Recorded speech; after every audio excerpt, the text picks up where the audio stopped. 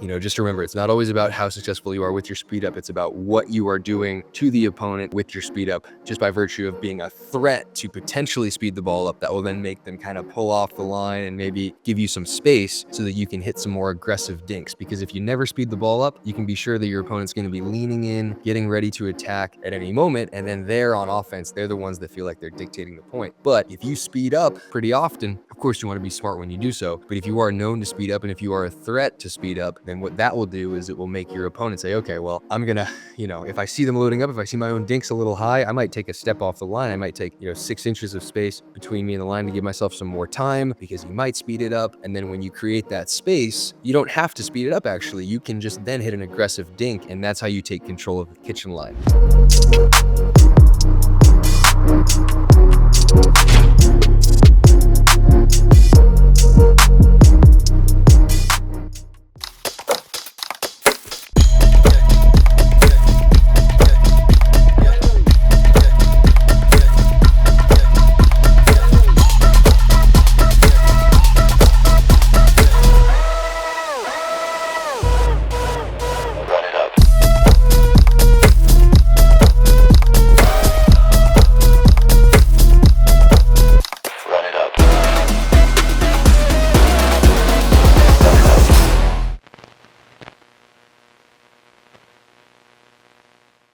Okay, we are back with another episode of my show. So we're just going to get right into it. We're going to have a little bit of a Masters recap. We are also going to have some discussion on, you know what? Let me actually figure out what to do here. Dad, can I record a podcast here? Do I have 10 minutes of quietness? Probably not, right? Yeah. You think I would? Okay. Yeah, just try not to talk for like 12 to 15 minutes, and then I'll go to a different room. Okay, sorry. Okay. So we're going to talk about the Masters, what happened this week at the Masters. Some crazy stuff went down, and one specific shot combination that has been helping me a ton that I kind of figured out on my own at the Masters this past week. So we're going to talk about the shot first, because I think that's what you guys probably care about a little more. And it kind of happened by accident. So we were, the Selkirk players used the 008 this past weekend. Instead of the paddles we were normally used to using, Selkirk decided to only have the 008 be approved. So we all had to use the 008. And it's a good paddle. We weren't complaining about it. But it was something where we had to kind of make a quick adjustment sort of 2 days before the tournament started.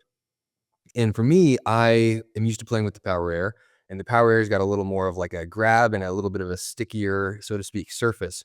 So I felt really comfortable with my off-the-bounce speed-ups that were, going in, right? Because there's off-the-bounce speed-ups that are going out, but you just try to hit the person, and then there's ones that are deliberately intended to go in. And for me, I'd say about 60% of my off-the-bounce speed-ups are intentionally going in, and the other 40% I'm just trying to either hit the person or hit it at a high spot, an awkward spot, and it might be going out, and that's fine.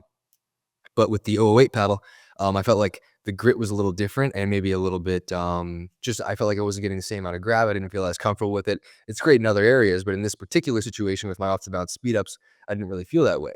So I decided, okay, well, at the Masters, I'm just going to try to hit everybody with most of my speed-ups. And I'm not going high at the face. I'm not doing with bended to Quang. I'm not going that high, but I'm definitely I didn't feel super comfortable keeping my speed-ups in with that type of grit and spin. So I'm just going to go kind of right at the chest. And if they're sailing out, it's okay, because I'm going to kind of go for the body.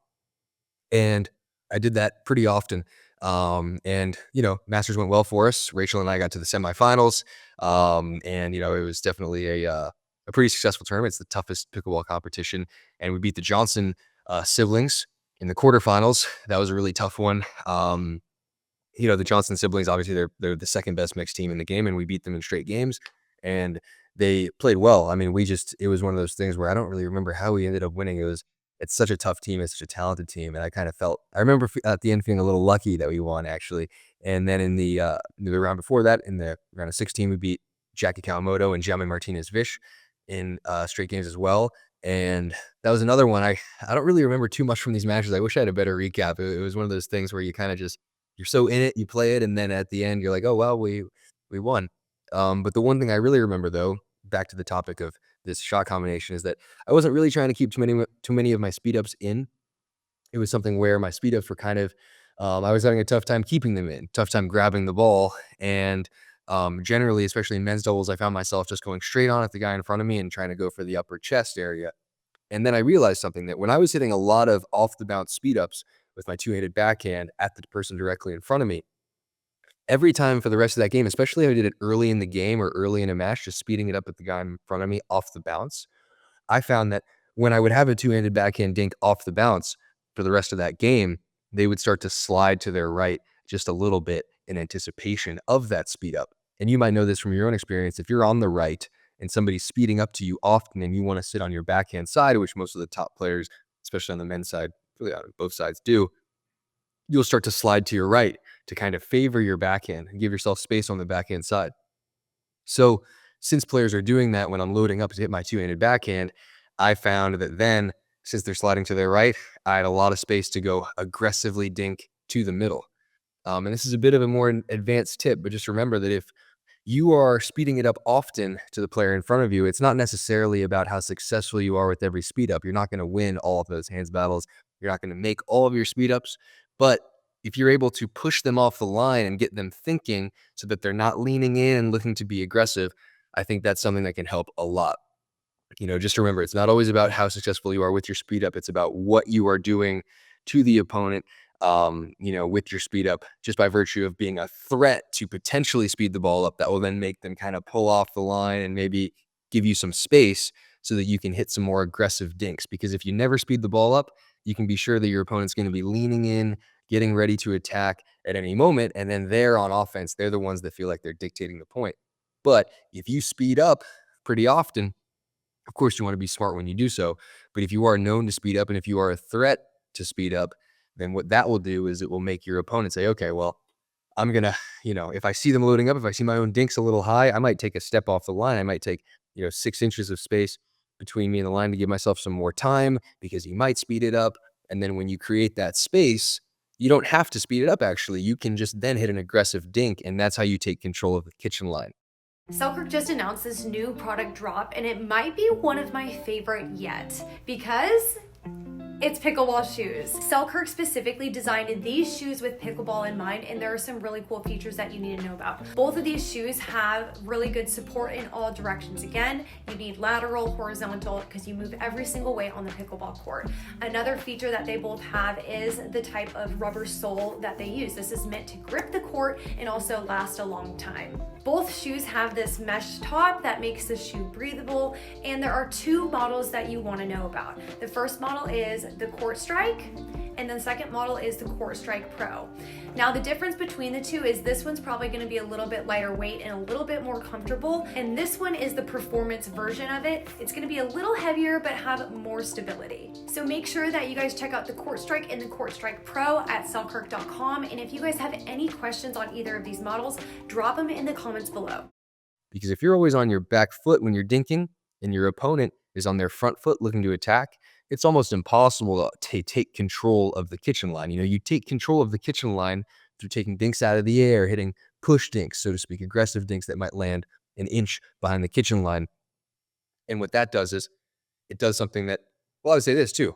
If you can attack the ball out of the air and be a threat to attack the ball out of the air, then you can really take control of the kitchen line with your dinking out of the air. Because think about it, if you're playing against me, for example, and I'm at the kitchen line and you're afraid of my backhand out of the air attack. If I get a backhand flick, if it looks like I'm going to take the ball out of the air, and we're dinking back and forth, but then I take one out of the air, and it looks like, oh no, if James can take that dink out of the air and attack it, I'm in a tough spot. I don't want to face his backhand flick.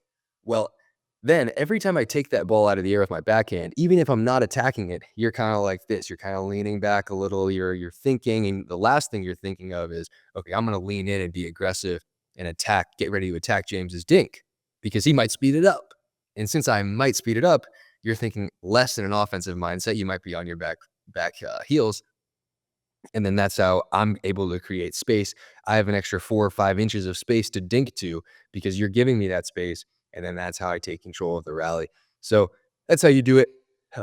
Take a quick sip of coffee. I've actually been flying a lot. Okay, so one other thing that was pretty crazy that happened at this past tournament is Ben Johns decided to take Quang Duong's head off in their, I believe, was the quarterfinal match. A lot of people were talking about it. It got posted everywhere. So Quang earlier in the match, and he has been known to try to hit people with the ball with his speed ups. He takes a big swing, and it's obvious that he's going to try to hit you with the ball, but it's just tough to get out of the way of. If somebody is crushing the ball right at your chest, and then you're trying to avoid it, it's not easy to get out of the way when you're 14 feet away from the other person. It's also even more difficult to get out of the way when, for example, Quang, I think, is probably studying players in terms of how they choose to get out of the way. So for me, for example, if I see somebody's about to hit me with the ball, I tend to lean to my right side and try to, even move to my right or walk to my right and get out of there as fast as I can. So then Quang might deliberately hit it to my right side when he's trying to hit me. So that's all, part of the fun aspect of pickleball, that is the speed up, sort of chess game that happens. And I'm all for it. But Ben, I'm not sure if he is, because Quang obviously plays that way. And Ben and Colin were up 11-1 against Matt Wright and Quang. They're winning in the second game also. It was like a complete blowout. And I would encourage you to go back and watch that match. It's the quarterfinals of the Masters. And early in the second game, Ben has a forehand, not even that high. He has a little bit of space to do something with it, and he hits the ball harder than I've ever seen anyone hit the ball, directly at Quang's face. Quang got out of the way, barely, took it like a champ, didn't say anything, and then Ben stared him down after he did it. And so I don't I mean, Ben's a great guy. I'm not saying that he did anything. I just want to see what you guys think about that. I wanted you guys to watch that and tell me what you think about this in the comments, because it seems to be happening a lot more often. People are trying to hit each other with the ball.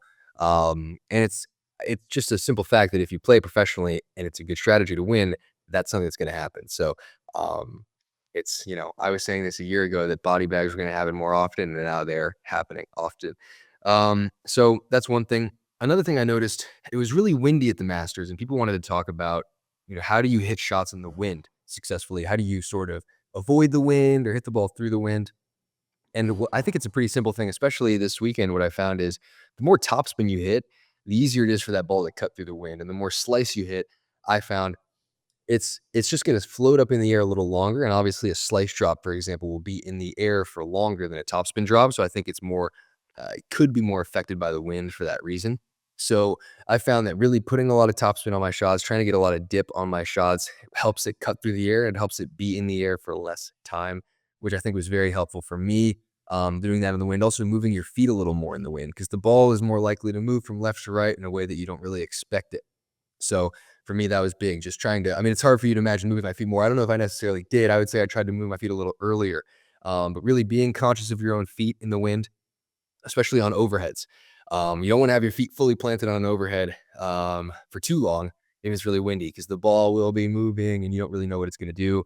And there is a use case for sometimes letting that ball bounce. If it's a really high lob and it's going to bounce pretty short, you can let it bounce so you have time to then crush it, because it's not that hard to put the ball away from this height. If it can get up here or even lower here, you can put that ball away. It doesn't have to be all the way up here. It's not tennis. You can't spike a pickleball. The lower that it bounces, the easier it is in that sense, unless it goes below the shoulder, obviously. So that's all we got for this one. Thank you for watching. And yeah, tune in next time. And let me know what you think about the Ben bag in the comments. I'm curious.